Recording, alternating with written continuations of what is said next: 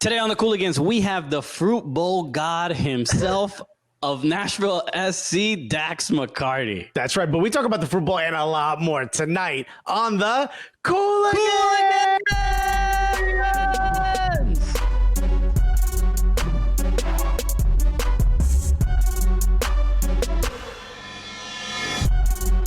Yeah, baby! I love it. It's you sound like you're in AC/DC. I sound like right before I started, someone was just like, what happens if we kick his balls? Yeah.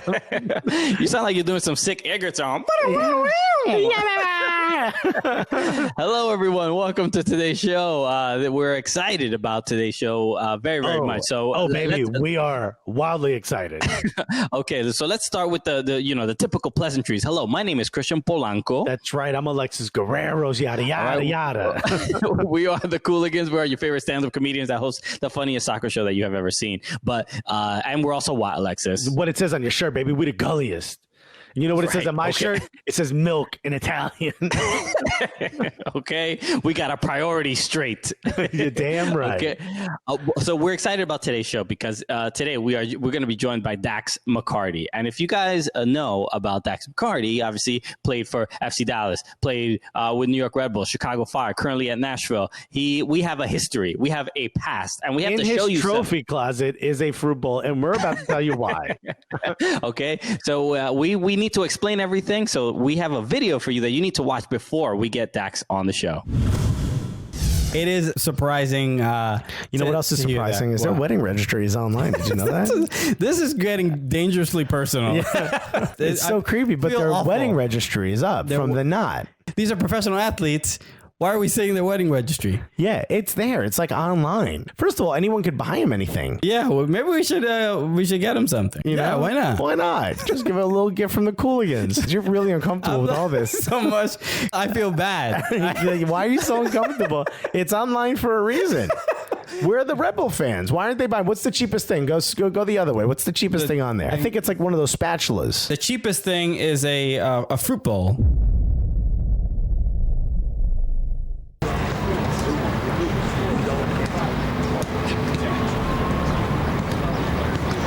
I mean, we were, doing our podcast, and we were talking about Dax McCarty getting traded, and we remembered Christian and I were talking about how his wife had posted sort of a not so happy post on Instagram, and we couldn't remember her name. We're looking and trying to find it on Instagram, and all of a sudden we come across their wedding registry. And at first it felt like, we were invading somebody's privacy, but we realized it's public for a reason. He wanted people to obviously send him a gift. I got married, I remember we wanted gifts. The idea that two comedians randomly find a soccer player's wedding registry and then send him a gift, send the couple a gift, that's so stupid. That's such a stupid thing to do that we had to do it for that exact reason, because it was so ridiculous. And then we went to go pay for it, and we realized that the shipping was much more expensive than the actual item. So we had a second moment, so we think maybe we shouldn't do this, and we did do it. And we thought this would be wonderful, and we thought we would hear back, and we just kept waiting and waiting and waiting, and we took a while. But after months of not hearing back from Dax McCarty, we decided to go to Chicago for the MLS All-Star game. And we only had one mission. We had one objective, and that is to get Dax McCarty to say thank you for Fruit Bowl.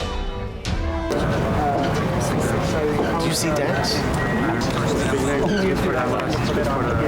I'm literally gonna go look for Dax. I'll be right back. Playoffs and things were championship. Hey Dax, quick question. What was your favorite wedding gift? The fruit bowl.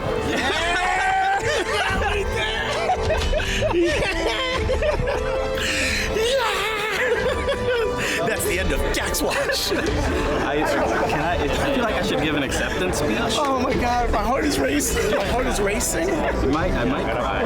We did it. Yeah, so what's that, you guys coming up? I mean, that was the whole purpose of this trip.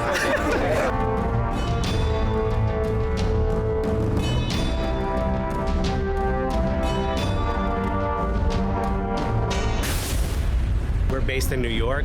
I know you lived in the city for a long time. You live in Chicago now. What do you think you miss the most about the city of New York? City of New York. Well, I love New York. I love the electricity in the city. I love the vibes. I think the thing I miss the most is 24-hour food whenever you want it. I mean, literally my bodega right across the street was open 24/7, and I could go there whenever I wanted for a smoothie or a bag of chips. Do you still remember your bodega guy's name? I don't. I remember my bodega is Gourmet 157. Shouts to Gourmet 157. My boys over there. What's the best? Just smoothies, or you go sandwich? What was your go-to sandwich at a bodega? They had good chicken cutlet. I mean, that's obviously that's the go-to. Little mozzarella. Fresh mutts? You go fresh mutts? Of course I do. Roasted pepper or hot pepper? What do you? I like hot peppers for sure. Yeah? That's a little mayo. Now you're making me hungry, man. We got to get a sandwich with Dax. I gotta stop. Finally, we're the ones who sent you the fruit bowl. I know. This has been a saga that has never ended for our fans. Make sure that my wife sees this. So, she felt really bad about that whole scenario. All right, she's getting the thank you cards later. So this is my thank you. Thank you guys for that. This is the closure we needed. Full of bananas and apples and oranges. Is it? Oh my God! Does it talk about us ever, that fruit bowl? It really doesn't. It didn't like you guys. All right, thank you, man. You heard it here first, guys. We got the thank you for the fruit bowl. Oh my goodness! I mean, this was what the whole trip was about. That's it. We can go home. We don't have to see the All-Star game. Forget it. Real Madrid, who cares? We got Ralph fruit bowls, baby. I mean, we did what we came to do. Oh my goodness. This is it. If there was a fruit bowl I could live, we should get. This is we would have confetti. I would do it. If confetti was allowed at Soldier Field, there would be confetti pouring over us.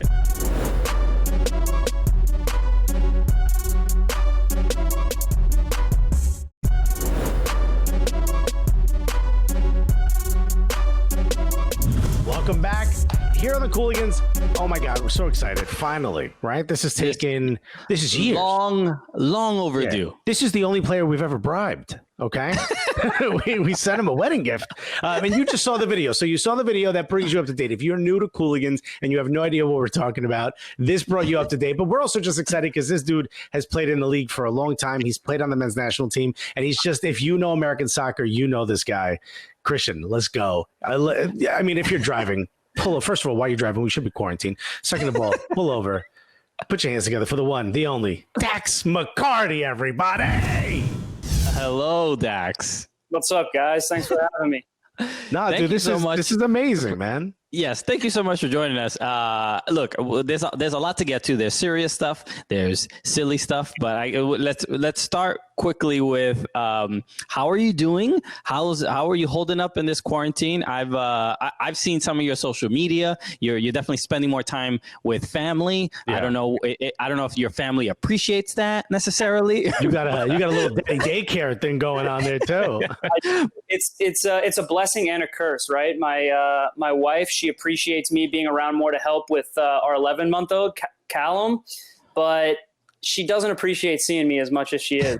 She's like, God, I wish you would get out of the house. So I have my quarantine stash, as you guys can see, our social distancing.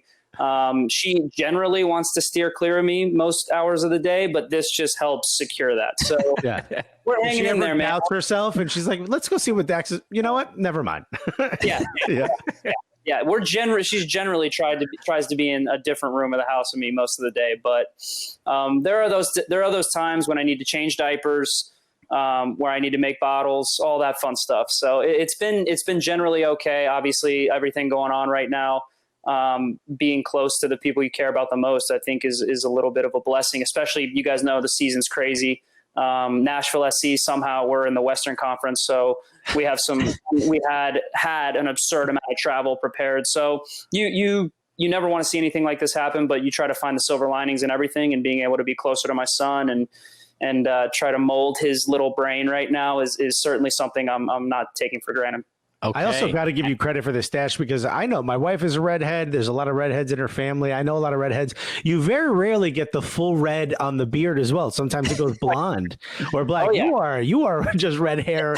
Whatever hair comes out of your body, it's red, buddy. Doesn't matter. And I think my son might be going blonde right now. It's actually devastating, because when he was born, I was like, yes, I'm continuing the ginger population to grow. We are like unicorns. I mean, as your wife probably knows you married a unicorn. Congratulations.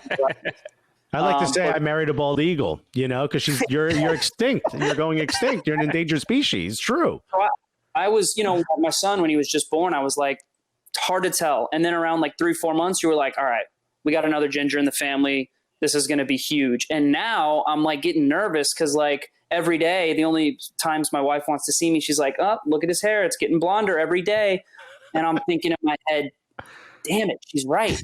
I don't know. I don't know what I don't know what kind of kid we're producing out here, but I hope he's red. She hopes that he's blonde. It's kind of a little bit of a war right now. Okay. This is like an odd Bloods and Crips that you guys have going on in the house. Blondes and red, man. Okay, Dax. Let's get to the questions and the topics that definitely our fans are mostly concerned about, and the Fruit Bowl. Yeah, no, I knew that was coming. We're taking good care of her. So you guys know we moved from Chicago to Nashville. I regret to inform you that the Fruit Bowl is not in the house that I'm currently in. It's actually in storage. Okay. Don't worry. Right. Don't worry. It's still safe. It's funny because actually the house we're in right now is a rental and we're just renting month to month. And so we had to be very selective in the things that we brought here because it's a fully furnished place. Yeah. And there is a Fruit Bowl already in here, and it's not as good as the one that we got from you guys, but we do have to make do. We couldn't bring a lot of stuff in here. We're going to hopefully move into a new house here in a month, and then it will make its glorious entrance into the world of Nashville. All right. You're going to carry it past the threshold? Oh, yeah, I think so. It's doing well. It's on its perch. It's like, I made sure my wife didn't put any heavy boxes on it. Okay, I'm glad. Could we ask, what was in that moment when you received it? Did you notice, or I think you were using a website, so maybe you got an alert that something was purchased for you, and you were like, the who? Did it ever strike you? Did you think we were stalkers? What happened there?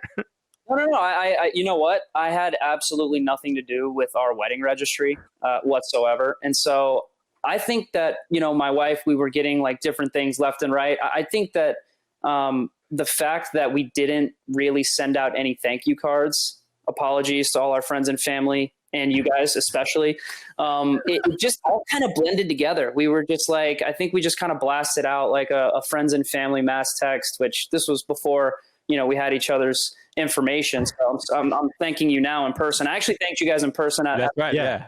But I didn't make too much of it until we just had this Fruit Bowl. And I was just like, so what is this thing? Who's giving us a Fruit Bowl? Like, it was actually funny because I was just like, first of all, why would we have this on our registry? Second of all, who gave it to us? And it was kind of just this ongoing joke until finally we actually talked about it at the All-Star game. And I was like, all right, here they are. Yeah. Right here. And I apologize. It took so long to It's all good. No, it's okay. But the first thing that we thought, because look, you are an intense competitor. You're kind of an intense dude. I'll be honest, Dax, right? And when we sent you the Fruit Bowl and then we saw you at the All-Star game, honestly, my first thought was like, this dude hates us. There's no way he doesn't hate us. I was so self-conscious. And it was, once we finally got the thank you, it was good to hear and meet your wife. It was good to hear and have that sort of like, certainty that did we ever talk about on the podcast how we just like saw Dax in Atlanta at the Ponce de Leon market with his entire family? And we just like ran up and we're like, we're the guys who give you a Fruit Bowl.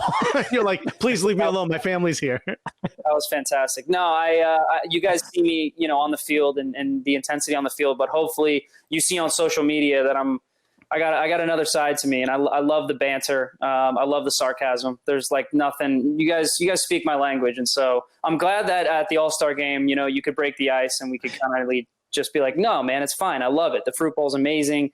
It's gonna always have a place in our house. Until my wife gets sick of it, and something newer, cooler comes on the market. Of course, we might. Yeah. I might re-gift it. I might send it back. Oh, that'd be dope. Right. Everyone who wants it, I might re-gift. So when my wife leaves me, you can send it to me because it might be the only thing I have left. We got more with Dex when we get back after this.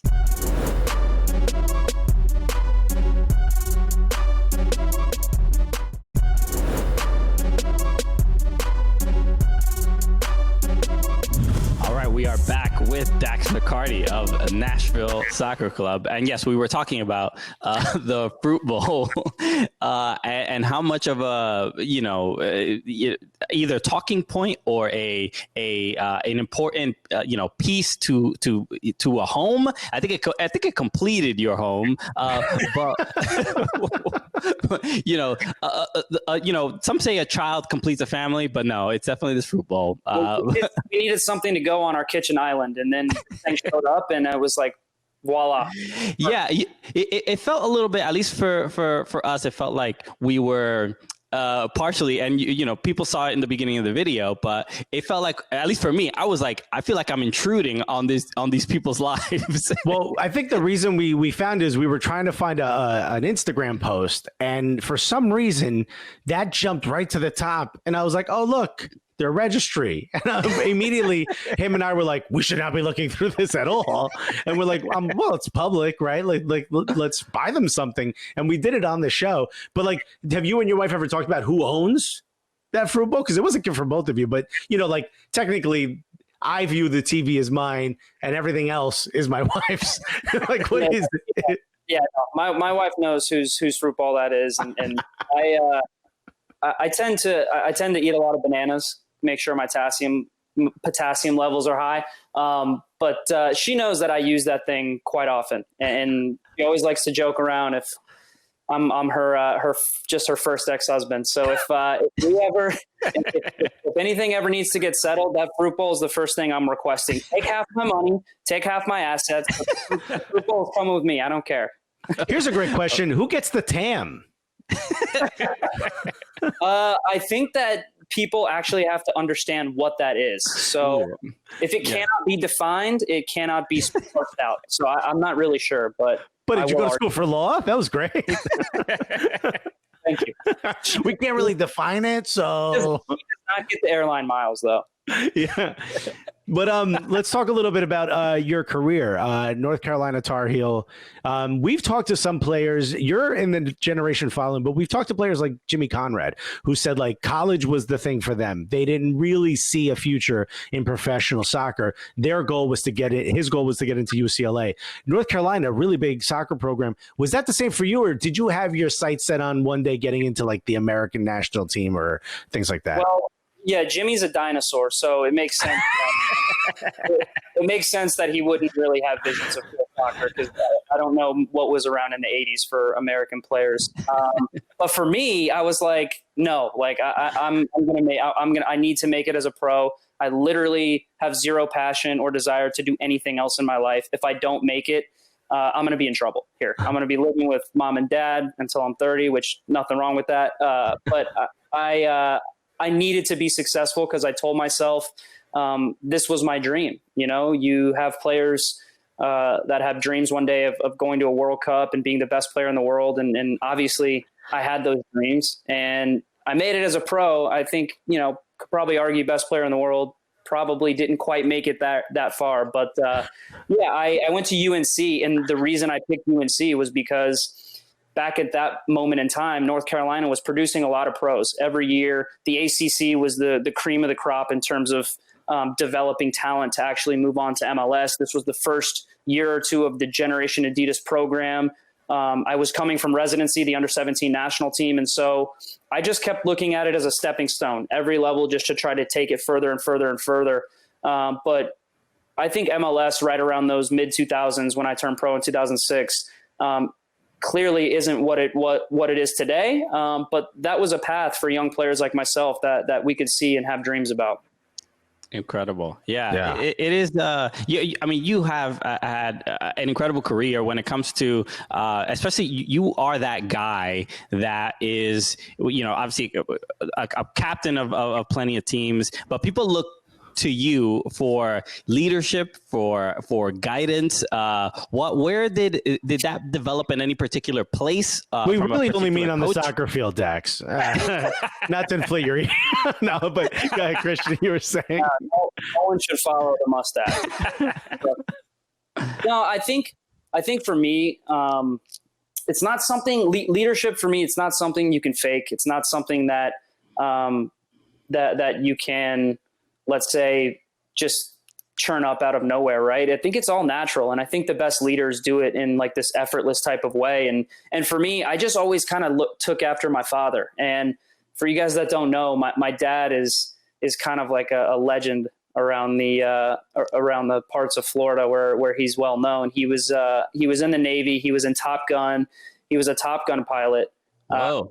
He flew fighter jets, and he always likes to joke around that the movie Top Gun is actually based off of his exploits. Obviously, now the mustache makes more sense. Right, yeah. Right. I call BS on the exploits, but he was one of the best pilots for his generation. He flew all kinds of fighter jets, and obviously in the Navy, you have to, first of all, you have to follow orders, and you have to be a good leader as well. So my dad raised my brother and I the same way.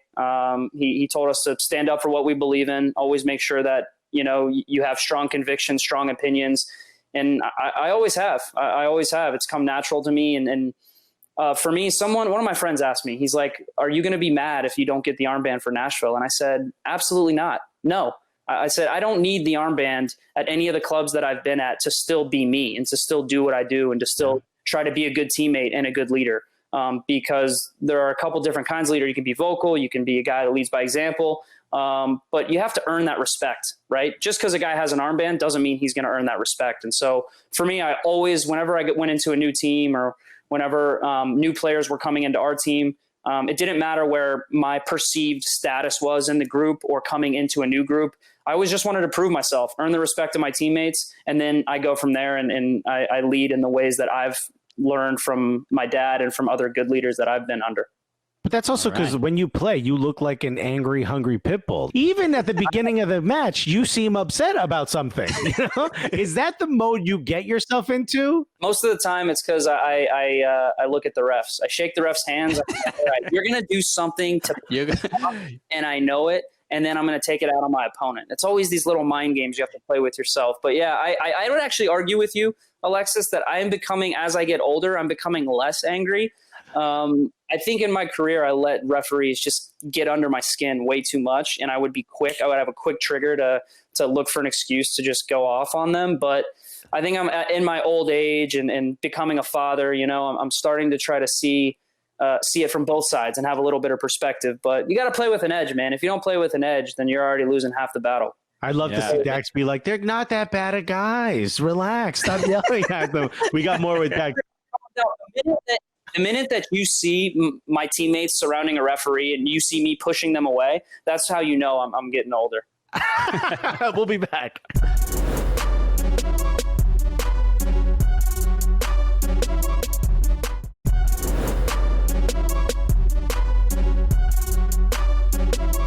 That's right, baby. We're back on the Cooligans here with Dax McCarty. And in the break, Dax noticed the wall behind me. And I was like, wait a minute. I think you're on the wall. Buddy, look at this bad boy. Look at this pretty son of a bitch. Huh? And also, look at the face you're making. Not a happy one. This is what we're talking about. The ref just made a bad call before that. You're angry at the ball. I'm angry at the ref. The technique is quality though. Yeah. Oh, actually, you know what I noticed? This is the Jubilani. Remember that Jubilini, whatever that ball was, that terrible ball? No wonder you're mad at it. It was terrible. Right? Everyone hated that ball. Every time I kicked it, it wouldn't go where I wanted it to go. Yeah. You would have had 42 goals that season. That's not a player quality issue. That's a Jubilani. Of course. Even though it says it on the back of the car, which I think is disrespectful by Upper Deck, it really is the ball. Yeah. Well, you are wearing your Red Bull uniform in that photo. So we should talk about your time with the Red Bulls, which is incredible years. Obviously, you are officially a New York Red Bulls legend. People still talk very, very positively of you. Which is a lot here. to say because you came from DC, which is the biggest rival before NYCFC. So for you to be considered, yeah, but you were in DC for like 15 minutes, right? That's right. I sometimes I'll go on Wikipedia and I'll try to delete that time from my existence. So the history. Yeah. So one thing we spoke about this with Derek Etienne Jr. when he was on our show because people know we're NYCFC fans. We go to games and stuff, and we were at the 7-0. We stayed for the whole thing. You guys have to refer to it as the Red Wedding.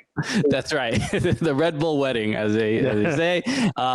So look, that I think we should end up doing like this whole like piecing together everybody's experiences, and maybe we'll have a documentary on this game because because this was brutal for NYCFC fans and Rebel fans. Where I vividly remember, especially when the fans the ones that wear all the black shirts, they took off their shirts, and like at 5-0 they were taking off their shirts or whatever.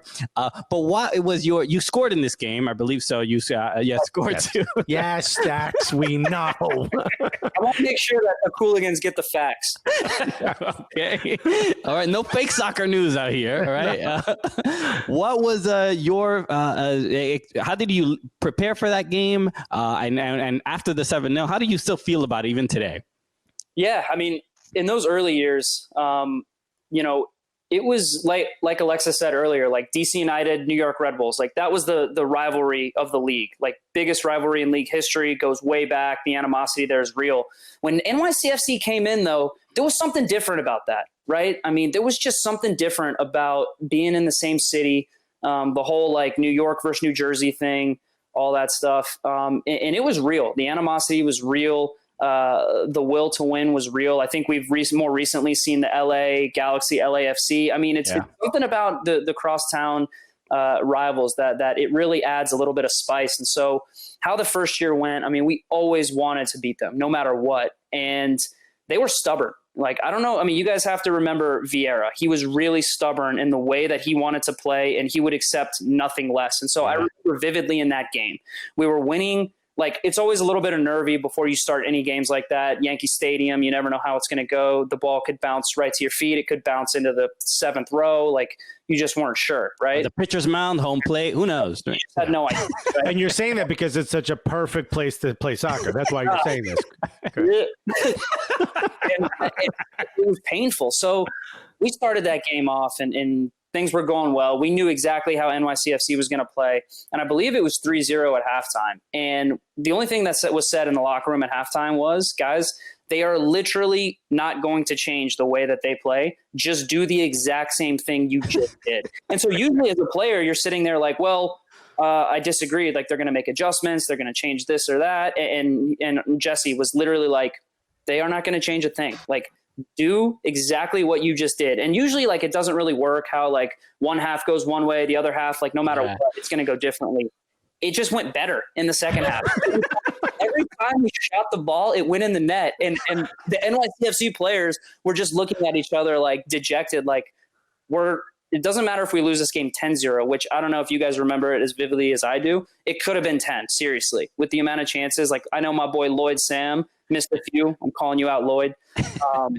But after that game was over, you just had this feeling of, like, NYCFC players, they didn't really care how bad the score got, but they were more nervous that they would get yelled at for not continuing to try to play because Vieira was so adamant about it. Yeah. And so, look, obviously, it didn't work out for them that game, but I think Vieira was a great coach, and eventually it became clear how good of a coach he was, but not on that day. You know, I always like to say in soccer, it seems, especially for like when you're trying to install a new system, sometimes you need to see the rock bottom before you can make changes to see how you're going to be attacked. What a rocky bottom, huh? There might not have been a worse rock bottom in MLS history, but I don't think so. Respect to NYCFC for actually what they were able to do under Vieira and how good they ended up playing, because they did play some of the best football, best soccer in the league, and they still do. So if they can get out of a baseball stadium, that will be a very, very welcome thing for the entire league, I think. Yeah, good, because then the ghost of that 7-0 goes away, right? That's how that works. That will never go away, my friend. I'll make sure you guys know that it won't go away. I actually am going to invite you on Thursday or Friday of this week. We're doing a little rehash MLS special. Me and an anonymous NYCFC player, I don't know who it is yet. We're going to watch the 90 minutes of that game on MLS, and we're going to have a little banter, a little commentary. So I invite you guys. Look, I know you don't have anything else to do. I want you to relive it with me. I'm going to take that journey, that odyssey through the 7th goal, and I'll take it down for you. I imagine it's David Villa, and Dax is just trashing David Villa. He's like, no entiendo. Sorry. He speaks decent English, but I Pirlo, one of the legends, man. Not that night he won't. Like when Sammy Sosa had to talk in front of the federal government about steroids, he's like, "And no piquingly." All of a sudden, he's like, "No, ni sé lo que está diciendo." That's what I would do. My wife is like, what happened to all the chocolate? I'm like, king to it. Oh my God! Well, yeah, there is like that. I mean, the memories of that game. You even mentioned the ghost of 7-0. I remember with the next match, I believe at Red Bull Arena, there was a fan wearing a ghost, wearing a sheet and has 7-0 on it. I was just like, the banter was great. Yeah, fantastic. I actually think that the NYCFC fans, that was when they ripped up some seats at Red Bull Arena. So look, man, come on. That was the anger level. If I'm angry on the field, the NYCFC fans after that game don't worry, Dax. There's a lot that weren't being used back then in that stadium anyway. We got more with Dax after this.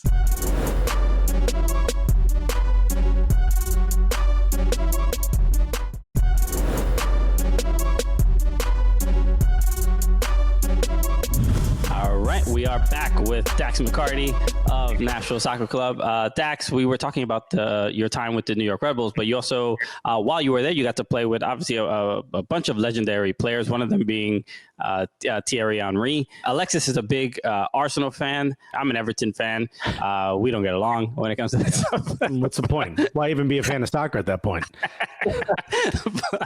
Hey, Timmy Howard, all right? That was my connection.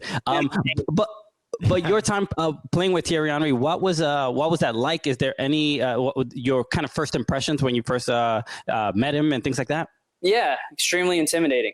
A very intimidating guy. We were just talking about this a little bit, but just the sheer size of the man, you don't realize it until you stand next to him. You're just like, you feel like a little kid standing next to like your dad, and you're like, wow. How are you so big? And you remember his days at Arsenal as like this like skinny, like fast winger.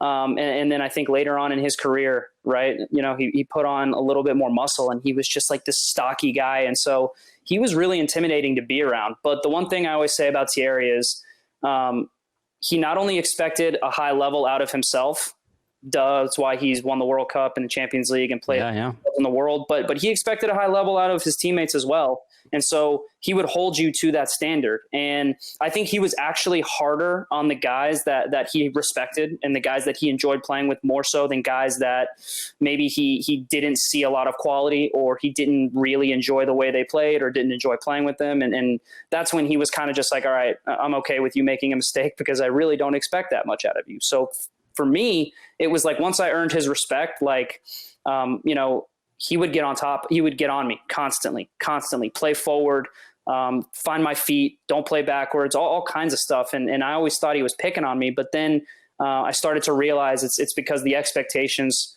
were higher, and he wanted to push me to be a better player and to get to a higher level. And so I think playing with a guy like that, I think that's when I really took on board like how to have like personal responsibility and accountability to expect myself to play at a higher level. And then I can ask that of my teammates. Right. So I learned a lot from him, man. He was a really, really interesting character and fun guy to play with. Let's say things changed, and instead of going to Nashville, you had been traded or signed with Montreal, and now he's your manager. What kind of manager do you think he'd be? And how do you think, did you see it early on playing with him, his development into sort of a manager? I did. The guy literally eats, breathes, sleeps soccer.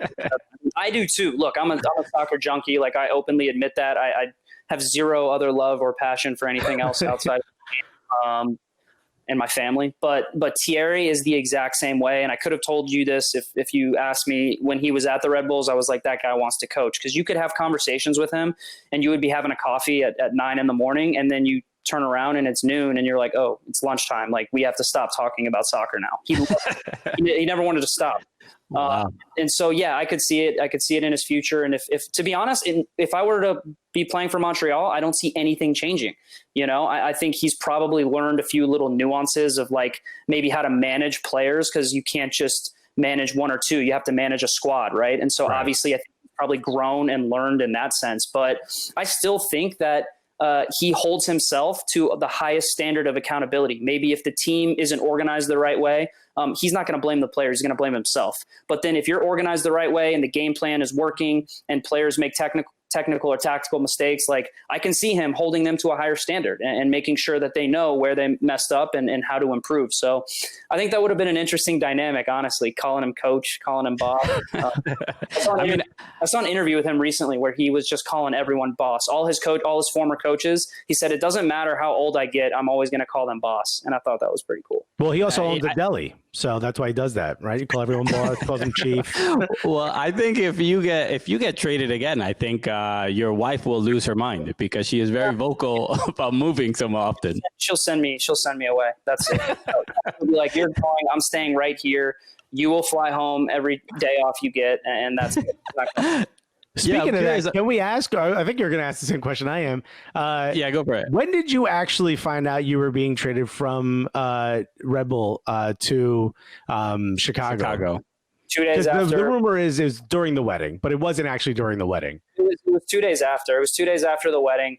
The rumors that I have heard and is that the trade was done like a couple days even before the wedding, but it just wasn't announced until then out of respect and I get thanks, I guess, Red Bull.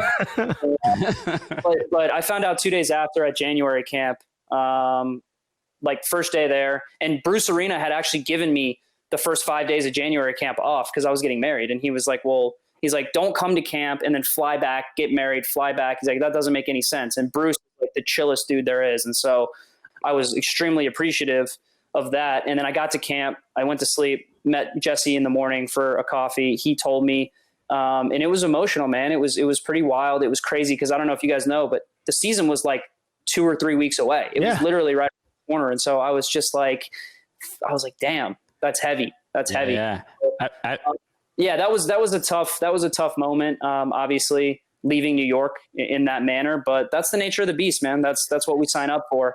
I mean, realistically, that is the reason why the whole Fruit Bowl thing happened. It wasn't just the wedding. It was your wife had posted on Instagram with the fridge, the Red Bull fridge on the street. And we were like, yo, this woman is gully as hell. Savage. My wife's the best, man. It really is. Like, I didn't want to mention it before. I was like, oh, we were just looking for an Instagram post, but it's one where she just was like, I'm not going to miss the rodents behind the wall. I'm not going to miss the roaches. She went in on New York. My wife, you guys can have her on next, and she will be far more entertaining than me ever. That's awesome. But yeah, we got to get her a gully shirt like Christian's wearing. Yeah, well, the gully, I mean, look, it's a term we use. It means like brave or saying whatever you want. But look, we put a little fruit bowl in the bottom of it. Yeah, the fruit bowl that's because of you, man. Yeah. Sure, man.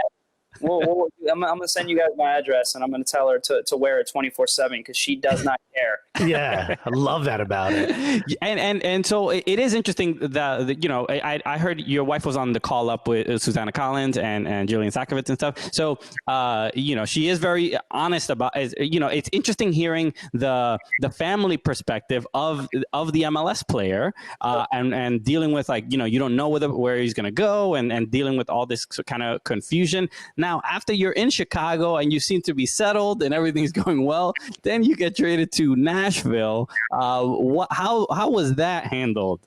Well, what I'll say about that is you can't even compare the two because there's just such a gigantic difference. Okay. Because the whole Nashville-Chicago thing was actually a very mutual understanding, right? And so actually it's funny because the front office of Chicago essentially said, look, we specifically don't want to have happen what happened with you in New York. So, we're going to talk about this. We're going to talk about the future. We're not really sure what's going on with our club in general because Chicago was like all over the place that offseason. They didn't really know if they were going to keep the coach. They didn't know what kind of contracts players were going to be on. It was just wild. And so we had really open, honest conversations. And I said, look, if you guys retain Panovich and he wants me back, then I'll come back. If you guys get a new coach and he wants me to stay, I'll stay.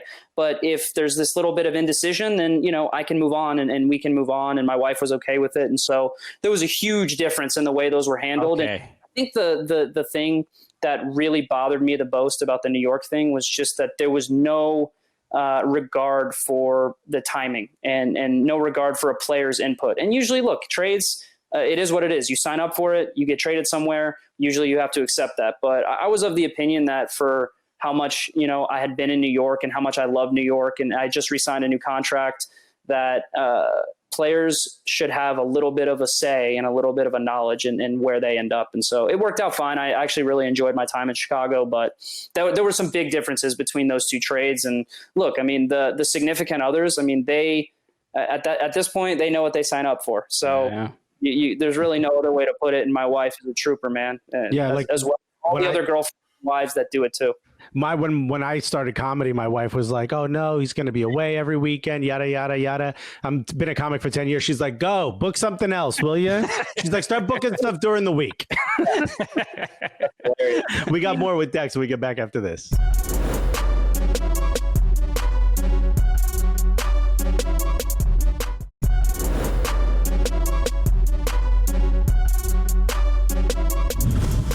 We are back here with Dax McCarty. And Dax, we have our Gully Squad, which are our more dedicated fans, and they had a couple questions for you. So I wanted to read them off to you. So this first one comes from Mike Thomas. He says, for a new team like Nashville, what has it been like being apart from one another for so long? I'd imagine it's tough for any team, but with most of these relationships being brand new this year, it's probably a little hard. So how is that being apart? How is it?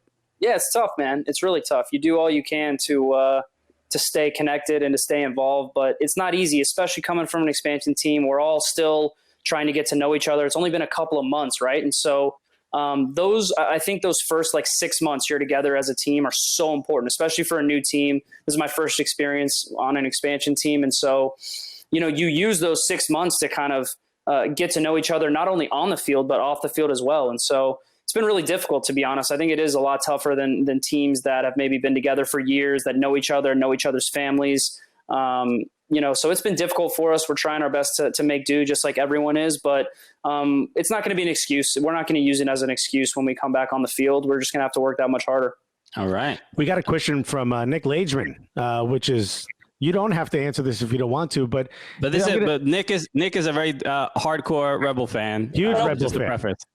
So he said, I'm going to read a quote for quote. Ask him what happened at his birthday party a few years ago when posted on social media pictures the next day of him and Connor Lade wearing tutus and tiaras. Connor Lade, I think, just retired, Connor Lade. But that's great. This is where social media gets you in trouble. Yeah? You in particular, apparently. I get myself in trouble, apparently. That was great. That was a great night. That was a night my wife planned with a few of our close friends on Red Bull. I mean, obviously, you guys know we were a really close team. It was a birthday party, I believe, maybe 29 or 30. I don't know. I don't think it was my 30th. I should probably remember that. But anyway, we went to a thing in New York City. They have it in Chicago too. But I highly recommend, if our worlds go back to normal, highly recommend going. It's called Batsu. And it's just like this restaurant, and they have a performance, and you eat dinner, and it's like a comedy show. And it's essentially just 4 comedians competing for different improv things that the audience will throw out at them, different little games. And Batsu, I guess in Japanese, means punishment. And so the loser of those little improv shows has to take punishment, and it was rigged 100%. I'm pissed about it. I know my wife said that. We were picked out of the crowd to do something. I won't talk about what it was. Okay. And we lost, which was absolute nonsense. It was big. And so then we had to dress up as ballerinas and go through an impromptu ballerina session. And let's just say I posted a picture, but there will not be any videos posted of that. I also love that even during Batsu, you're yelling at the ref, "You didn't see that?" I was 100% back. I was calling nonsense on every single person in there. Well, that's what makes athletes different from, I think, everyone else, is that competitive nature bleeds into everything that you do. I have a brother. We're 17 months apart. You have no idea the type of competitions that we got into. Last bowl of cereal, anything that was involved in the house, name it. It was being competed over. So I think I only get that way when it's there's wings and there's only 2 left, and I want the flat. So I think that's when I see that. We got one question: flat wing or a drumstick guy? I'm a flat guy. You split the 2, suck, 100%. boom. And I clean the bone. It's French by the time I'm done. Speaking of Thierry Henry, who is this question is from Chad Benty. Maybe you don't have to answer this, but who's your least favorite European international star you've ever played with, or you could say against? I'll add that so that you don't have to throw a teammate under the bus. International star. Yeah, played with or against. Oh, that's some hot shot DP everybody is talking about. Yeah, there's to be honest, I mean, there are a lot of just great dudes out there that, I mean, I will say I'm gonna take a little bit of I'll answer the question, but it'll be a little bit in a different context. My least favorite guy that I played with on the field was actually one of the very first big name designated players to come to MLS. And hear me out, it was Danielson. I don't know if you guys remember, but at FC we signed Danielson. And this guy could not have been a better guy off the field. Incredible dude, amazing 5v2 player, one of the best I've ever seen. But in the context of a tactical 11v11 game, just didn't really bring that much to the table. And he wasn't fit. And when he came, he actually took my starting spot. So I was pissed. And so I kind of cheated there because he's a great guy off the field. And obviously in his heyday was one of the best players in the world, with magician with the ball at his feet, but he just never really performed at a very high level for us in Dallas. And I got relegated to the bench when he came. So I'll say Danielson. Okay. Yeah. Well, at least now we know there's relegation in MLS. People always complain about that. There you go. They can take their tinfoil hats off now on Twitter. It's perfect. We got more with Dax when we get back after this.